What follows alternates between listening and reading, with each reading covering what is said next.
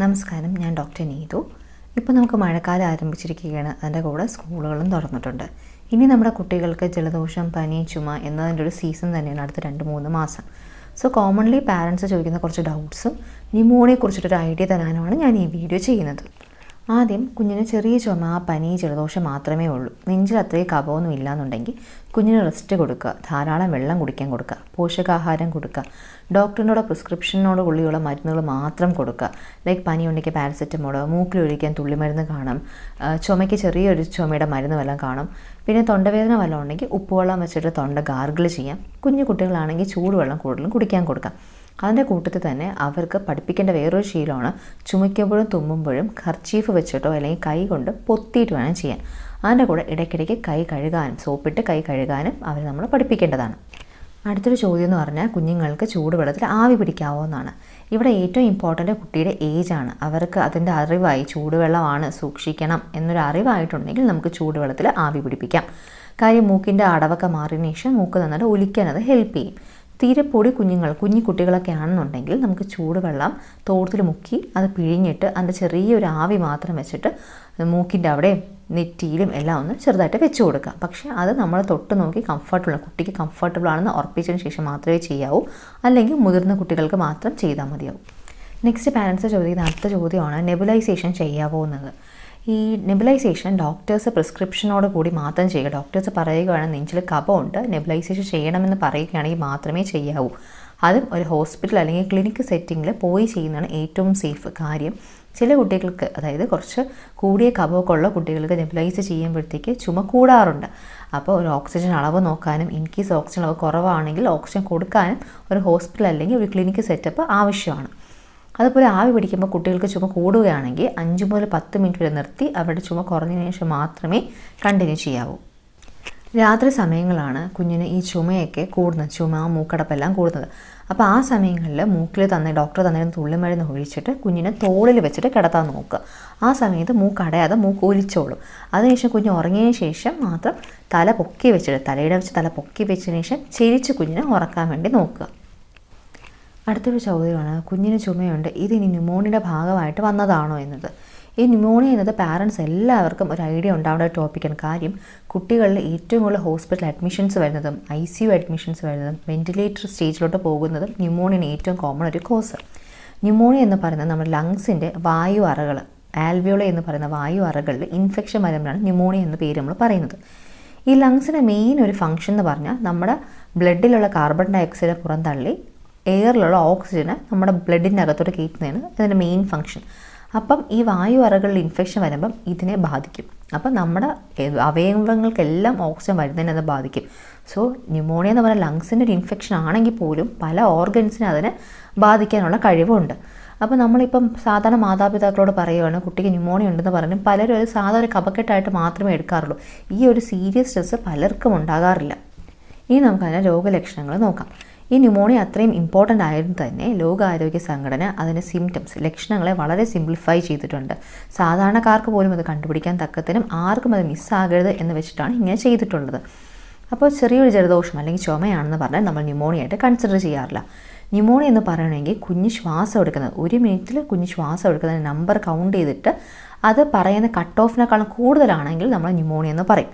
അല്ലെങ്കിൽ കുഞ്ഞ് നെഞ്ച് കുഴിഞ്ഞിട്ടാണ് ശ്വാസം എടുക്കുന്നത്, ഈ വാരിലിൻ്റെ അവിടെയൊക്കെ നെഞ്ച് കുഴിഞ്ഞിട്ടാണ് ശ്വാസം എടുക്കുന്നത്. ഈ 2 ക്രൈറ്റീരിയ ഏതെങ്കിലും ഉണ്ടെങ്കിൽ അത് നമ്മൾ ന്യൂമോണിയ എന്ന് പറയും. ഒന്നുകിൽ നെഞ്ച് കുഴിഞ്ഞ് ശ്വാസം എടുക്കുന്നു, അല്ലെങ്കിൽ അവർ പറയുന്ന കട്ട് ഓഫിനേക്കാൾ കൂടുതൽ കുഞ്ഞ് 1 മിനിറ്റിൽ ശ്വാസം എടുക്കുന്നു. ഈ 2 ഏതെങ്കിലും ഉണ്ടെങ്കിൽ ന്യൂമോണിയ എന്ന് പറയും. ശ്വാസം എടുക്കുന്ന നമ്പർ നമ്മൾ പറയുന്നത് 2 മാസത്തിൽ കുറവുള്ള കുട്ടിക്കാണ്, 2 മാസം ആകാത്തൊരു കുട്ടിക്കാണെങ്കിൽ 60നേക്കാളും കൂടുതൽ 1 മിനിറ്റ് കുട്ടി ശ്വാസം എടുക്കുന്നു. 2 മാസം മുതൽ 1 വയസ്സ് വരെ ആണെങ്കിൽ 50, 1 വയസ്സ് മുതൽ 5 വയസ്സ് വരെ ആണെങ്കിൽ 40, 5 വയസ്സിൽ കൂടുതലൊരു കുട്ടിക്കാണെങ്കിൽ 30. 1 മിനിറ്റ് തന്നെ നമ്മൾ കൗണ്ട് ചെയ്യണം. കുട്ടി ഉറങ്ങുമ്പോൾ കൗണ്ട് ചെയ്യണം ഏറ്റവും നല്ലത്. ഓക്കെ, ഈ 2 ക്രൈറ്റീരിയയിൽ ഉണ്ടെങ്കിൽ ഏതെങ്കിലും ഒന്നെങ്കിലും ഉണ്ടെങ്കിൽ നമ്മൾ ന്യൂമോണിയ എന്ന് പറയും. അടുത്തത് ഡേഞ്ചർ സൈൻസ്, വാർണിംഗ് സൈൻസ് അല്ലെങ്കിൽ ഡേഞ്ചർ സൈൻസ് ഉണ്ടെങ്കിൽ നമ്മൾ സിവിയർ ന്യൂമോണിയ അല്ലെങ്കിൽ വെരി സിവിയർ ന്യൂമോണിയ എന്ന് പറയും. ഡേഞ്ചർ സൈൻസ് ഏതൊക്കെയെന്ന് പറഞ്ഞാൽ കുഞ്ഞിന് ഫുൾ ടൈം മയക്കമാണ്, കുഞ്ഞൊന്നും കഴിക്കുന്നില്ല, കുഞ്ഞിന് വെട്ടൽ വരുന്നു, കുഞ്ഞ് നീലിച്ചിരിക്കുന്നു, ഇല്ലെങ്കിൽ കുഞ്ഞിന് ശ്വാസം വിടുമ്പോഴത്തേക്ക് മുക്കൽ സൗണ്ട് വരുന്നു, നിർത്താതെ ഛർദ്ദിക്കുന്നു, ഇല്ലെങ്കിൽ കുഞ്ഞിന് പോഷകാഹാര കുറവുണ്ട്. ഇതൊക്കെയാണ് നമ്മൾ പറയുന്ന ഡേഞ്ചർ സൈൻസ്. ഇനി നമുക്ക് ഇതിൻ്റെ ചികിത്സ എന്താണെന്ന് നോക്കാം. ആദ്യം തന്നെ കുഞ്ഞിനെ നമ്മൾ നെഞ്ചൊക്കെ പരിശോധിക്കും, ബ്ലഡിൻ്റെ ടെസ്റ്റ് നോക്കും, എക്സ്റേ ഒക്കെ നമ്മൾ നോക്കും. എന്നിട്ട് കുഞ്ഞിന് വലിയ കുഴപ്പമില്ല, കുഞ്ഞിന് വായിക്കൂടെ മരുന്ന് കൊടുത്താൽ മതിയാകും, ബൈസ്റ്റാൻഡർ നല്ല കോൺഫിഡൻ്റ് ആണ്, എന്തെങ്കിലും ബുദ്ധിമുട്ടുണ്ടെങ്കിൽ കൊണ്ടുവരും എന്ന് ഉറപ്പുണ്ടെങ്കിൽ നമുക്ക് വായിക്കൂടെ കഴിക്കുന്ന മരുന്നുകൾ കൊടുത്ത് OP മാനേജ്മെൻറ്റിൽ നിന്ന് നടക്കാം. അവർക്ക് നമുക്ക് ഡേഞ്ചർ സൈൻസ് ഒക്കെ പറഞ്ഞു കൊടുത്ത് എന്നാണ് തിരിച്ചു വരേണ്ടത് പരിശോധനയ്ക്ക് എന്നെല്ലാം പറഞ്ഞ് മനസ്സിലാക്കിയിട്ടാണ് നമ്മൾ അവരെ പറഞ്ഞു വിടുന്നത്. അടുത്തത് നമ്മൾ നേരത്തെ പറഞ്ഞ ഡേഞ്ചർ സൈൻസോ പോഷകാഹാരക്കുറവോ നിർജ്ജലീകരണമോ ഓക്സിജൻ്റെ അളവ് നമ്മൾ നോക്കുമ്പോൾ 92% കുറവോ ഇങ്ങനെയുള്ള ബുദ്ധിമുട്ടുകളുള്ള കുട്ടികളാണെങ്കിൽ നമ്മൾ അഡ്മിറ്റ് തന്നെ നമ്മൾ ചെയ്യും. അടുത്ത കാര്യം എന്ന് പറഞ്ഞാൽ ഇപ്പം കുട്ടി അഡ്മിറ്റഡ് ആയിരുന്നു, അഡ്മിഷൻ കഴിഞ്ഞ് ഡിസ്ചാർജായി കുട്ടി വീട്ടിലോട്ട് പോയി. അപ്പം എന്തൊക്കെയാണ് നമ്മൾ സൂക്ഷിക്കേണ്ടത്? ഇവിടെ നമ്മൾ എപ്പോഴും കാണുന്നൊരു കാര്യം എന്ന് പറഞ്ഞാൽ കുട്ടികളെ നമുക്ക് ഹോസ്പിറ്റലിൽ കുറേ ദിവസം മെയിൻറ്റെയിൻ ചെയ്യാൻ ഭയങ്കര പാടാണ്. അസുഖം തീർന്നിട്ടേ പോകാൻ പറ്റൂ എന്ന് വിചാരിച്ചാൽ കുട്ടികൾ വാശി പിടിക്കും. സോ നമ്മളൊരു ഇമ്പ്രൂവ്മെൻറ്റ് വരുമ്പോഴത്തേക്കായിരിക്കും കുട്ടികൾ നമ്മൾ വീട്ടിലോട്ട് വിടുന്നത്. ബാക്കി എത്ര ദിവസത്തെ ആൻറ്റിബയോട്ടിൻ്റെ കോഴ്സ് ഉണ്ട്, ഇനി എന്നാണ് വരുന്നതെന്നൊക്കെ പറഞ്ഞിട്ടായിരിക്കും നമ്മൾ വീട്ടിലോട്ട് വിടുന്നത്. പക്ഷേ മിക്ക കുട്ടികളും വീട്ടിൽ പോയാൽ പ്രോപ്പർലി റെസ്റ്റ് എടുക്കത്തില്ല, ഫുള്ളി കളിയിലോട്ട് തന്നെ പോകും. അത്രയും ദിവസം ഹോസ്പിറ്റലിൽ കിടന്ന കുട്ടികൾ നേരെ വീട്ടിൽ പോയിട്ട് ഫുൾ ടൈം കളിയിലോട്ട് മാറും. അതുപോലെ കോഴ്സും കംപ്ലീറ്റ് ചെയ്യാറില്ല. ഇനി എന്നാണോ വരുന്ന ആ റിവ്യൂ ഡേറ്റിന് മിക്കവരും വരാറില്ല. ഇത് റിയലി ഒരു ഇഷ്യൂ തന്നെയാണ്. കാര്യം അവർക്ക് ഇമ്പ്രൂവ്മെൻറ്റ് മാത്രമേ വന്നിട്ടുള്ളൂ. അത് എത്രത്തോളം ആയിട്ടുണ്ട് എന്ന് നമ്മൾ അസസ് ചെയ്യാനാണ് പിന്നെ ഒരു ദിവസം വരണമെന്ന് പറയുന്നത്. അതുപോലെ കോഴ്സ് കംപ്ലീറ്റ് ചെയ്യണമെന്ന് പറയുന്ന കാര്യം എന്നാൽ മാത്രമേ അടുത്ത തവണ ആ ആൻറ്റിബയോട്ടിക് കൊടുത്താൽ ആ കുഞ്ഞിൽ ഏൽക്കത്തുള്ളൂ. അല്ലെങ്കിൽ ആൻറ്റിബയോട്ടിക് റെസിസ്റ്റൻസ് എന്ന് പറഞ്ഞൊരു കാര്യം സംഭവിക്കും. സോ നമ്മൾ കോഴ്സ് കംപ്ലീറ്റും ചെയ്യണം, റിവ്യൂവിന് പറയുന്ന ദിവസം കറക്റ്റായിട്ട് പോവുകയും വേണം ഡിസ്ചാർജിന് ശേഷം. അപ്പോൾ വീട്ടിൽ വന്നാൽ നമ്മൾ കുട്ടിക്ക് പൂർണ്ണമായ റെസ്റ്റ് തന്നെ കൊടുക്കണം. അവർ വാശി പിടിച്ചാൽ പോലും നമ്മൾ സമ്മതിക്കാൻ പാടില്ല. നമുക്ക് ന്യൂമോണിയ വരുമ്പോൾ നമുക്കറിയാം സ്റ്റെപ്പ് കയറുമ്പോൾ ഉള്ളൊരു ബുദ്ധിമുട്ട്, അല്ലെങ്കിൽ കൂടുതൽ നേരം നടക്കുമ്പോൾ ഉള്ളൊരു ബുദ്ധിമുട്ടൊക്കെ. പക്ഷേ കുട്ടികൾ മിക്കവാറും അത് മൈൻഡ് ചെയ്യാറില്ല, അതാണ് ബുദ്ധിമുട്ട്. സോ പൂർണ്ണമായ റെസ്റ്റ് കൊടുക്കാം, പോഷകാഹാരം കൊടുക്കണം, നന്നായി വെള്ളം കുടിപ്പിക്കണം. അതിൻ്റെ കൂടെ അവരെ കുളിപ്പിക്കുകയും വേണം. 2 നേരം തന്നെ അവരെ കുളിപ്പിക്കണം. പലരും ആലോചിക്കുന്നത് തന്നെ കുഞ്ഞിന് അസുഖമല്ലേ, ഇപ്പോൾ കുളിപ്പിക്കേണ്ട, അസുഖമെല്ലാം മാറിയിട്ട് കുളിപ്പിക്കുന്നതാണ്. പക്ഷേ അങ്ങനെയല്ല, പേഴ്സണൽ ഹൈജീനും വളരെ ഇമ്പോർട്ടൻ്റ് ആണ്. 2 നേരം കുളിപ്പിക്കുക. കാര്യം കുട്ടികളും ക്ലീൻ ആവട്ടെ. ഒരു ഹോസ്പിറ്റലിൽ നിന്ന് വന്നാണ്, അസുഖമായിട്ടിരുന്നതാണ്. സോ ക്ലീൻനെസ് വളരെ ഇമ്പോർട്ടൻ്റ് തന്നെയാണ്. അതിൻ്റെ കൂടെ ഡോക്ടർ പറഞ്ഞ കോഴ്സ് ഓഫ് ആൻറ്റിബയോട്ടിക്കും തീർക്കണം. അവർ പറഞ്ഞ കറക്റ്റ് ദിവസം തന്നെ ഡോക്ടറിനെ പോയി കാണുകയും വേണം. അടുത്തതെന്ന് പറഞ്ഞാൽ ഈ അഡിനോയിഡ്സ്, ആസ്മ, അലർജിയൊക്കെ ഉള്ള കുട്ടികൾക്കാണ് ചെറിയൊരു ജലദോഷം വന്നാൽ പോലും പെട്ടെന്നത് ന്യൂമോണിയയിലോട്ടൊക്കെ പോകുന്നത്. സോ നമുക്ക് വീട്ടിൽ എന്തൊക്കെ വഴികളാണ് ഉള്ളത് ഇതിനെ പ്രിവെൻറ്റ് ചെയ്യാനായിട്ട്, അത് നമുക്ക് നോക്കാം. ഒന്ന്, ഏറ്റവും വലിയ റിസ്ക് ഫാക്ടർ നമ്മുടെ സമൂഹത്തിലുള്ളത് സ്മോക്കിംഗ് തന്നെയാണ്. സോ വീട്ടിൽ ആരെങ്കിലും സ്മോക്ക് ചെയ്യുന്ന ആൾക്കുണ്ടെങ്കിൽ വീട്ടിൽ വെച്ച് സ്ട്രിക്റ്റായിട്ട് നോ തന്നെ പറയുക. അടുത്തൊരു കാര്യം, ഇപ്പോൾ വീടുകളിൽ പുകയടുപ്പില്ല, അപ്പോൾ അത് ഓക്കെയാണ്, ഗ്യാസ് സിലിണ്ടേഴ്സാണ്. പണ്ടൊക്കെയാണെങ്കിൽ പുകയടുപ്പ് ഒരു വലിയൊരു ഫാക്ടറായിരുന്നു. അടുത്തൊരു കാര്യം കൊതുക് തിരിയാണ്. മാക്സിമം ഈ പുക വരുന്ന ടൈപ്പ് ഓഫ് കൊതുക് തിരികൾ ഉപയോഗിക്കാതിരിക്കാൻ തന്നെ ശ്രദ്ധിക്കുക. ഓക്കെ, വീട്ടിൽ പൂച്ചയോ പട്ടിയൊക്കെ ഉണ്ടെങ്കിൽ അതിൻ്റെ രോമം കൂടുതൽ വീഴാതെ മുറ്റത്ത് വെച്ച് മാത്രം കുഞ്ഞ് ഇല്ലാത്തൊരു സമയത്ത് ക്ലീൻ ചെയ്ത് തന്നെ മാറ്റുക. ഓക്കെ, അടുത്തൊരു കാര്യം, നമ്മൾ ഈ ജനലുകളും സെറ്റുകളും എല്ലാം ഈ പൊടി തട്ടി ക്ലീൻ ചെയ്യുന്നതിന് പകരം വാക്യൂം ക്ലീനേഴ്സ് ഉപയോഗിക്കുക. അല്ലെന്നുണ്ടെങ്കിൽ നനഞ്ഞ തുണി കൊണ്ട് തുടച്ചെടുക്കുക. തറയാണെങ്കിൽ പോലും നമ്മൾ ഫ്ലോർ ക്ലീൻ ചെയ്യുമ്പോഴത്തേക്ക് ചൂലിട്ട് തൂക്കാതെ നനഞ്ഞ തുണിയിട്ട് തുടച്ചെടുക്കുന്നത് തന്നെയാണ് ഏറ്റവും നല്ല കാര്യം. നമ്മൾ തൂക്കുമ്പോൾ അതിൻ്റെ പൊടിയെല്ലാം ഈ എയറിലോട്ട് സ്പ്രെഡ് ആകും. സോ കുഞ്ഞ് ശ്വസിക്കുമ്പോൾ അത് കുഞ്ഞിൻ്റെ ശ്വാസകോശത്തിൽ പോയിട്ട് ഇറിറ്റേഷൻ ഉണ്ടാക്കാം. അടുത്തൊരു ഇമ്പോർട്ടൻ്റ് ഒരു കാര്യമാണ് നമ്മൾ ഉപയോഗിക്കുന്ന ബെഡും പില്ലോയും. പില്ലോ കവേഴ്സ് 3 ദിവസം കൂടുമ്പോൾ മാറ്റുക. ബെഡ്ഷീറ്റ് ആണെങ്കിൽ ഒരാഴ്ചയെങ്കിലും ആകുമ്പോൾ മാറ്റുക. ഇത് മാറ്റുമ്പോൾ നമ്മൾ ശ്രദ്ധിക്കണം, നമ്മൾ ജസ്റ്റ് ഇങ്ങനെ പിടിച്ചിങ്ങനെ എടുക്കുകയല്ല ചെയ്യേണ്ടത്, അതിനെ റോള് ചെയ്ത് വേണം നമ്മൾ എടുക്കാൻ. കാര്യം നമ്മുടെ ബെഡ്ഷീറ്റിലൊക്കെ ഡസ്റ്റ് മൈറ്റ്, മലയാളത്തിൽ പൊടിയിൽ എന്ന് പറയുന്ന ഡസ്റ്റ് മൈറ്റ് ഒരു പ്രാണി പോലത്തെ ഉണ്ട്. നമുക്ക് മൈക്രോസ്കോപ്പിക്കാണ്, നേരെ കണ്ണ് വെച്ചിട്ട് കാണാനൊന്നും പറ്റത്തില്ല.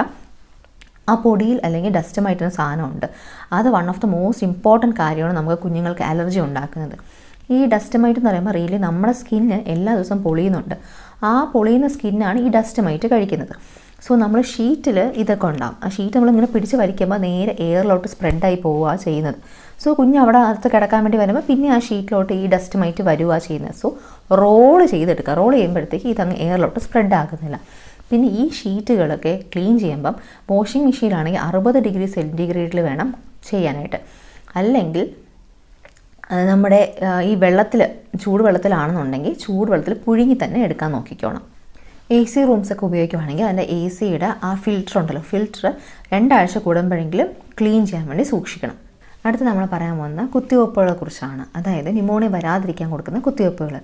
നമ്മളെല്ലാ കുട്ടികൾക്കും 1.5 മാസം, 2.5 മാസം, 3.5 മാസം കൊടുക്കുന്ന കുത്തിവയ്പ്പുകളിൽ മെജോറിറ്റി നമ്മൾ ഈ ന്യൂമോണിയ വരാതിരിക്കുന്നതിന് വേണ്ടിയിട്ടുള്ളതാണ്.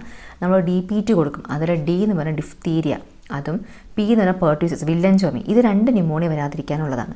പിന്നെ ഹിബ് എന്ന് പറഞ്ഞാൽ ഹീമോഫിലസ് ഇൻഫ്ലുവൻസ ബാക്ടീരിയ ഉണ്ടാക്കുന്ന ന്യൂമോണിയ പ്രിവെൻറ്റ് ചെയ്യാനും. പിന്നെ അടുത്തതാണ് ന്യൂമോകോക്കൽ വാക്സിൻ. ഇപ്പോൾ എല്ലാവർക്കും അറിയുന്നതാണ് ന്യൂമോകോക്കൽ വാക്സിൻസും ന്യൂമോണിയ പ്രിവെൻറ്റ് ചെയ്യാൻ വേണ്ടി ഉള്ളതാണ്. പിന്നെ 6 മാസം മുതൽ കുഞ്ഞുങ്ങൾക്ക് നമ്മൾ വൈറ്റമിൻ എയുടെ സിറപ്പ് കൊടുക്കാറുണ്ട്. അത് 6 മാസം മുതൽ എല്ലാ 6 മാസം കൂടാവാം 5 വയസ്സ് വരെ കൊടുക്കുന്നതാണ്. അതും നമ്മൾ ശ്വാസകോശ സംബന്ധമായിട്ട് ആരോഗ്യത്തിന് വേണ്ടിയിട്ടുള്ളതാണ്. എല്ലാ കുട്ടികൾക്കും നമ്മൾ 1 വയസ്സ് വരെ വൈറ്റമിൻ ഡിയുടെ ഡ്രോപ്സും കൊടുത്തിട്ടുണ്ട്. അത് നമ്മൾ ന്യൂമോണിയയ്ക്ക് പ്രൊട്ടക്റ്റീവായിട്ടൊരു വാല്യൂ ഉള്ളതാണ്. 9 മാസം കൊടുക്കുന്ന മീസിൽസ് എന്ന വാക്സിൻസും 5ാം പനി കൊണ്ട് ഉണ്ടാകുന്ന ന്യൂമോണിയെ ചെറുക്കാൻ വേണ്ടിയിട്ടുള്ളതാണ്. പിന്നെ നമ്മൾ ഷെഡ്യൂൾ ഇല്ലെങ്കിലും ആരോഗ്യപരമായിട്ട് ബുദ്ധിമുട്ടുകളുള്ള കുട്ടികൾക്ക് നമ്മൾ ഫ്ലൂ വാക്സിന് കൊടുക്കാറുണ്ട്. 6 മാസം മുതലാണ് നമ്മൾ കൊടുക്കുന്നത്. 2 ഡോസസാണ്, 1 മാസത്തെ ഇൻ്റർവെലാണ് ആദ്യം കൊടുക്കുന്നത്. പിന്നെ എല്ലാ വർഷങ്ങളും 1 ഡോസ് മാത്രം ബൂസ്റ്ററായിട്ട് നമ്മൾ കൊടുക്കും. ചില കുട്ടികൾക്ക് നമ്മൾ ചിക്കൻ പോക്സിന് വാക്സിനും എടുക്കാൻ പറയാറുണ്ട്. ചിക്കൻ പോക്സ് കാരണമുണ്ടാകുന്ന ന്യൂമോണിയ പ്രിവെൻറ്റ് ചെയ്യാനായിട്ട്. ഈ വാക്സിൻസാണ് നമ്മൾ കോമൺലി ന്യൂമോണിയ പ്രിവെൻറ്റ് ചെയ്യാനായിട്ട് നമ്മൾ യൂസ് ചെയ്യുന്നത്. അടുത്തൊരു ചോദ്യം എന്ന് പറഞ്ഞാൽ, ഒരു തവണ ന്യൂമോണിയ വന്നാൽ ഇനി ന്യൂമോണിയ വരുമോ? അല്ലെങ്കിൽ കഴിഞ്ഞ വർഷം ജൂണിൽ വന്നു, അപ്പോൾ ഈ വർഷം ജൂൺ ആകുമ്പോൾ തന്നെ ന്യൂമോണിയ വരുമോ? ഇല്ലെങ്കിൽ ഇനി അവർക്ക് എപ്പോൾ ചുമ വന്നാലും വരുന്നെല്ലാം ന്യൂമോണിയ ആയിട്ട് മാറുമോ? ഇങ്ങനെയൊക്കെ ഡൗട്ടുകൾ ചോദിക്കാറുണ്ട്. യൂഷ്വലി ഇങ്ങനെ വരാറില്ല. പക്ഷേ കുഞ്ഞിന് ആരോഗ്യപരമായ ബുദ്ധിമുട്ടുകളുണ്ട്, ഇല്ലെങ്കിൽ സ്റ്റീറോയിഡ് പോലെ ആരോഗ്യം കുറയ്ക്കുന്ന മരുന്നുകൾ എടുക്കുന്നുണ്ട് വേറെ അസുഖങ്ങൾക്ക്, അല്ലെങ്കിൽ നേരത്തെ വന്നത് പൂർണ്ണമായി ചികിത്സിച്ച് മാറിയിട്ടില്ല എന്നുണ്ടെങ്കിൽ പിന്നെ ന്യൂമോണിയ വരാൻ സാധ്യതയുണ്ട്. അടുത്തത്, വീട്ടിൽ ഒരു കുട്ടിക്ക് വന്നിട്ടുണ്ടെങ്കിൽ മറ്റു കുട്ടിക്ക് നമുക്ക് പ്രിവെൻഷൻ എന്തൊക്കെ ചെയ്യണം എന്നാണ്. ഫസ്റ്റ് ഓഫ് ഓൾ ഏറ്റവും ഇമ്പോർട്ടൻ്റ് എന്ന് പറഞ്ഞാൽ കുട്ടികളെല്ലാം ഒരുമിച്ച് ആയിരിക്കും കളിക്കുന്നത്, ഉറങ്ങുന്നതല്ല. അപ്പോൾ ഒരു കുട്ടിക്ക് വയ്യാന്നുണ്ടെങ്കിൽ 2 കുട്ടികളെ വേറെ മുറികളിൽ കിടത്താൻ നോക്കുക. ആ സമയത്ത് പൂർണ്ണമായിട്ട് റെസ്റ്റ് വയ്യാത്ത കുട്ടിയെ കൊടുക്കുക, കളിയിലൊക്കെ ഒന്ന് മാറ്റി നിർത്തുക. ഓക്കെ, അതിൻ്റെ കൂട്ടത്തിൽ തന്നെ കുട്ടികൾക്ക് ഹൈജീൻ പ്രാക്ടീസസും ചെയ്യുക. തുമ്മുമ്പോഴാണെങ്കിലും ചീറ്റുമ്പോഴാണെങ്കിലും ചുമയ്ക്കുമ്പോഴാണെങ്കിലും കർച്ചീഫ് വെച്ചിട്ടോ കൈ കൊണ്ടോ വായയും മൂക്കും പൊത്താൻ പറയുക. അതിനുശേഷം കൈ സാനിറ്റൈസ് ചെയ്യുകയോ സോപ്പിട്ട് കഴുകുകയോ ചെയ്യുക. അതുപോലെ ഇടയ്ക്കിടയ്ക്ക് കൈ കഴുകാൻ തന്നെ പറയണം. ഇതുപോലത്തെ ഹൈജീൻ പ്രാക്ടീസസും നമ്മൾ സ്കൂളിലാണെങ്കിലും വീട്ടിലാണെങ്കിലും അവരെ പഠിപ്പിക്കണം. അടുത്തത് പാരൻസിനോടുള്ള കുറച്ച് ജനറൽ ഇൻഫർമേഷനാണ്. ഒന്ന്, വാക്സിനേഷൻസ് എല്ലാം മിസ്സാവാതെ കറക്റ്റ് ടൈമിൽ തന്നെ എടുക്കാൻ നോക്കുക. കാര്യം ഓരോ വാക്സിൻസും ഓരോ അസുഖങ്ങൾക്ക് വേണ്ടിയിട്ടുള്ളതാണ്. ആൻഡ് നമ്മൾ മിനിമം എടുക്കണം എന്ന് പറയുന്നത് നമ്മുടെ കൺട്രിയിൽ കോമൺ ആയിട്ട് കാണുന്ന അസുഖങ്ങൾക്ക് എഗെയിൻസ്റ്റ് ആയിരിക്കും. അടുത്തത്, നമ്മൾ 6 മാസം മുതൽ തന്നെ വൈറ്റമിൻ എയുടെ ഡ്രോപ്സ് കൊടുത്ത് തുടങ്ങണം. എല്ലാ 6 മാസം കൂടുമ്പോഴും കൊടുക്കുക, 5 വയസ്സ് വരെ. 1 വയസ്സ് വരെയുള്ള എല്ലാ കുട്ടികൾക്കും വൈറ്റമിൻ ഡിയുടെ ഡ്രോപ്സ് മുടങ്ങാതെ നമ്മൾ കൊടുക്കുക. അടുത്തത്, നമുക്ക് 6 മാസം വരെ കുട്ടികൾക്ക് മുലപ്പാൽ മാത്രം കൊടുക്കുക. അതിനുശേഷം മാക്സിമം നമുക്ക് എത്ര നാൾ പറ്റുന്നോ അറ്റ്ലീസ്റ്റ് 2 വയസ്സ് വരെയെങ്കിലും മുലപ്പാൽ കൊടുക്കുക. പിന്നെ വീട്ടിൽ ആരെങ്കിലും പുകവലിക്കുന്ന ആൾക്കാരുണ്ടെങ്കിൽ കുട്ടികളുടെ മുന്നിൽ വെച്ചിട്ട് പാടില്ല എന്ന് പറയുക. ആൻഡ് വീട്ടിൽ നിന്ന് പുകവലിക്കാൻ പാടില്ല, പുറത്തുനിന്നേ ചെയ്യാൻ പാടുള്ളൂ. മാക്സിമം അവരുടെ പുകവലി നിർത്താൻ തന്നെ നമ്മൾ ഉപദേശിക്കണം. നെക്സ്റ്റ് ഒരു കാര്യം എന്ന് പറഞ്ഞാൽ, കുഞ്ഞുങ്ങളെ തന്നെ നമ്മൾ ഈ ചുമയ്ക്കുമ്പോഴാണെങ്കിലും തുമ്മുമ്പോഴാണെങ്കിലും ചീറ്റുമ്പോഴാണെങ്കിലും കർച്ചീഫ് ഉപയോഗിക്കാൻ പഠിപ്പിക്കുക. അത് മാത്രമല്ല, അല്ലെങ്കിൽ കൈ വെച്ചിട്ടെങ്കിലും കവർ ചെയ്തിട്ട് വേണമെങ്കിൽ ചെയ്യാമെന്ന് പറയുക. ആൻഡ് ഇടയ്ക്കിടയ്ക്ക് പിന്നെ കൈ കഴുകാനും പഠിപ്പിക്കേണ്ടതാണ്. നെക്സ്റ്റ് ഒരു കാര്യം, കുട്ടികൾക്ക് പോഷകാഹാരം കൊടുക്കുക. കുഞ്ഞിൽ മുതൽ അത് ശീലിപ്പിക്കുക. മുട്ട, ഇറച്ചി, പാല്, ഗ്രീൻ ലീഫി വെജിറ്റബിൾസ് എല്ലാം, ഫ്രൂട്ട്സും എല്ലാം അവരെ കുഞ്ഞിലേ ശീലിപ്പിക്കുക. കാര്യം ഇതിലെല്ലാം ആവശ്യത്തിനുള്ള ആൻറ്റി ഓക്സിഡൻസും വൈറ്റമിൻസും മിനറൽസും എല്ലാം ഉള്ളതാണ്. അത് കുഞ്ഞിൻ്റെ ആരോഗ്യത്തിന് ഇമ്മ്യൂണിറ്റി ബൂസ്റ്റ് ചെയ്യും. സോ കുഞ്ഞിലെ മുതലേ അത് ശീലത്തിൽ കൊണ്ടുവരിക. അതുപോലെ കുട്ടികൾ ഫിസിക്കലി ആക്റ്റീവ് ആവട്ടെ, അവർ നന്നായിട്ട് കളിക്കുകയും ഓടുകയും ചാടുകയും എല്ലാം ചെയ്യട്ടെ. കാര്യം അതനുസരിച്ച് അവരുടെ ലങ്സും നന്നായിട്ട് ഡെവലപ്പ് ചെയ്യും. സോ ഇതൊക്കെയാണ് വളരെ ബ്രീഫായിട്ട് കുഞ്ഞുങ്ങൾക്ക് ചുമ ഉണ്ടാകുമ്പോൾ അറിയേണ്ട, മാതാപിതാക്കൾ അറിയേണ്ട മിനിമം കാര്യങ്ങൾ. Thank you.